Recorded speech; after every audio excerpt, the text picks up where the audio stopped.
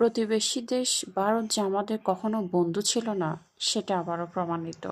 ভারতের ত্রিপুরা রাজ্যে অবস্থিত ডম্বুর গেট খুলে দেওয়ার কারণে ফেনী এবং নোয়াখালীতে ভয়াবহ বন্যা শুরু হয়েছে। হাজার হাজার মানুষ পানিবন্দী হয়ে আছে।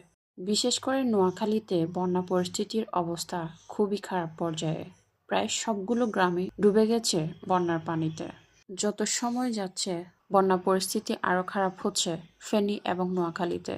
পাশাপাশি কুমিল্লা জেলাও প্লাবিত হতে পারে বলে ধারণা করা হচ্ছে। ফেনীর গোমতী নদীর পানি বেড়েই চলছে। ভারতের ত্রিপুরা রাজ্যের ডম্বুর গেট প্রথম খুলে দেওয়া হয়েছিল 1984 সালের দিকে। দ্বিতীয়বারের মতো এই গেট খুলে দেওয়া হয়েছে গতকাল, তাও রাতের অন্ধকারে, কাউকে কিছু না জানিয়ে। তবে কি প্রতিবেশী দেশ ভারত ইচ্ছে করে বাংলাদেশকে বিপদে ফেলবেন বলে এমনটাই করেছেন? বেশ কয়েকদিন ধরে ভারতীয়